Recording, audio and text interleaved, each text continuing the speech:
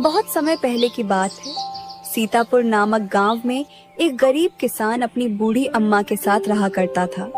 उसके पास एक छोटी सी जमीन थी जो कि बंजर हो चुकी थी, फिर भी वह दिन रात उस पर मेहनत करता था। तभी एक दिन, ओ बेटा केशव, तेरे लिए मैंने जमींदार से बात कर ली है। वो तुझे अपने पास काम पर रख लेंगे। तू भी जाकर उनसे एक बार बात कर ले बेटा। अब हमारे बस की बात नहीं रही। कम से कम वहाँ रहकर तू अपना गुजारा तो कर पाएगा। हमें तेरा बहुत ख्याल है केशव, इसलिए ये कदम उठाया। जाकर बात कर ले, सब ठीक हो जाएगा। क्या अम्मा, तुमने क्यों बात की वहाँ? हम नहीं जाएंगे। हमारे खुद का खेत है तो हम दूसरों के पास क्यों काम करने जाएं? हम गरीब सही मगर खुददार हैं। हम अपनी मिट्टी में पले हैं, उसी में पसीना बहाएंगे।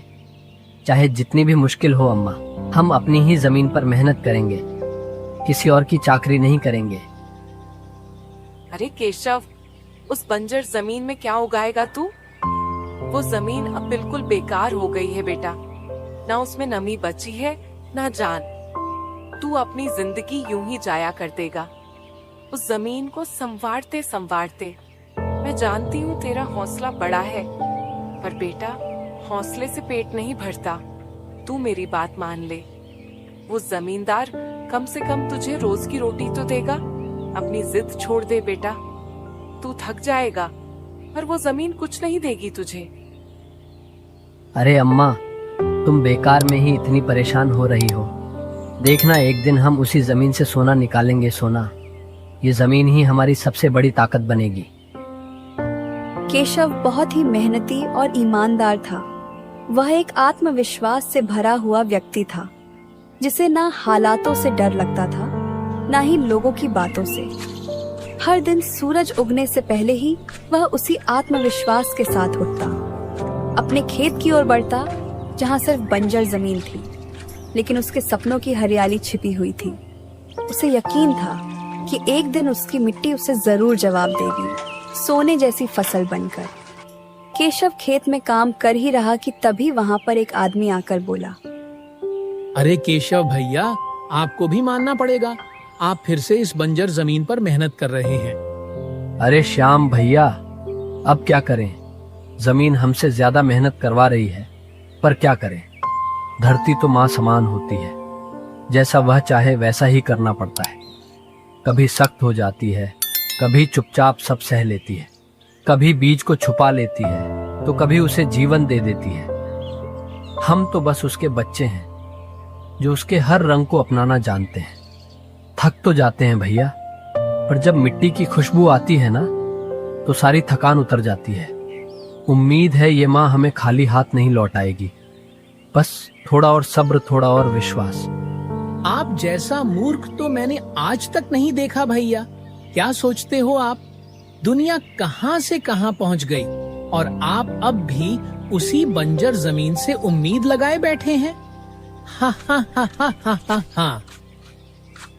जब दोपहर को केशव थक हार कर जब घर पहुंचता है। क्या हुआ अम्मा, तुम ऐसे क्यों बैठी हो? खाना क्यों नहीं बनाया? क्या बात है? बेटा, चूल्हा जलाने के लिए लकड़ियाँ नहीं है, इसीलिए चूल्हा कैसे जलेगा? बस इतनी सी बात है अम्मा, हम अभी जाकर ले आते हैं लकड़ियाँ।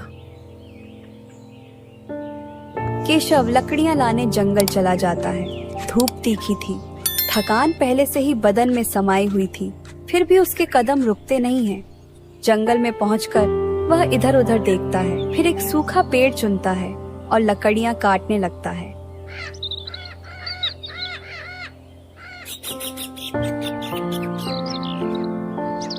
चलो, लकड़ियां तो काट ली, अब देर नहीं करनी चाहिए। अम्मा इंतजार कर रही होंगी। केशव लकड़ियां लेकर घर जाने लगता है कि तभी आसमान अचानक काले बादलों से घिर आता है। एक पल पहले तक जो सूरज की धूप थी, अब वो कहीं खो गई और फिर तेज बारिश होने लगती है। लो, हो गया सत्यानाश। भीगे कपड़ों को बचाए या लकड़ियों की गठरी को? अब हम क्या करें? ये बारिश भी नहीं। बारिश तेज होती जा रही थी, पानी की बूंदें अब बौछार बन चुकी थी। केशव की आंखों में जलन थी, हाथ कांप रहे थे। पर तभी उसे दूर एक झोपड़ी दिखाई देती है। वो गठरी को कसकर पकड़ किसी तरह झोपड़ी के पास पहुंचता है। केशव देखता है एक बूढ़ा व्यक्ति झोपड़ी के कोने में बैठा हुआ है। वह केशव को देखकर बोलता है, हाँ आजा बेटा, अंदर आजा, भीग जाएगा तो बीमार पड़ जाएगा। केशव बारिश रुकने तक वहीं ठहर जाता है। थोड़ी देर बाद बारिश रुक जाती है। ठीक है काका, अब मैं चलता हूँ। बारिश रुक गई है, अम्मा भी मेरा इंतजार कर रही होंगी। आपका बहुत बहुत धन्यवाद। ठीक है बेटा, तुम अब जाओ जल्दी से, कहीं बारिश फिर ना होने लगे। केशव लकड़ियां लेकर घर लौट आता है। तभी वो देखता है कि उसके घर पर सविता चाची आई हुई थी। ओ केशव, मैंने तेरे लिए एक लड़की देखी है। मेरी मान तो एक बढ़िया सा काम देख ले बेटा, क्योंकि कोई भी बाप अपनी बेटी ऐसे लड़के को नहीं देगा जो मेहनत तो बहुत करता है, लेकिन एक ऐसी बंजर जमीन पर जिसका कोई फायदा नहीं। अरे काकी, क्या तू भी? अभी मैं शादी नहीं करूंगा। पहले कुछ कमा लें, कुछ बचा लें, थोड़े पैसे जोड़ लें, तब शादी करूंगा। ऐसे ही बोल देने से थोड़े हो जाएगी शादी। घर चलाने के लिए सिर्फ दुल्हन नहीं, रोटियां भी चाहिए, छत भी चाहिए। बेटा, बात तो तेरी ठीक है, लेकिन उम्र भी तो निकलती जा रही है। तू क्या सारी जिंदगी कुंवारा ही रहेगा? कब तक उस बंजर जमीन पर फावड़ा चलाता रहेगा केशव? होना तो कुछ है नहीं वहाँ। और तेरी माँ क्या मरने के दिनों तक खाना बनाएगी? छोड़ दो ना काकी, तब का तब देखेंगे। और तुम देखना, एक दिन यही मेरी जमीन पूरे गांव में सबसे ज्यादा उपजाऊ होगी। अच्छा, चलती हूँ। इस मूर्ख को समझाना मतलब अपना सर पत्थर पर मारने जैसा है।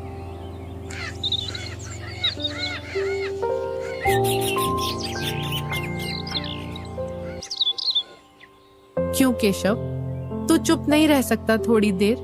पता नहीं उस जमीन से तुझे क्या मिलेगा। क्यों उसके पीछे पड़ा है यूं जान देकर? ले, खाना खा ले और थोड़ा आराम कर ले।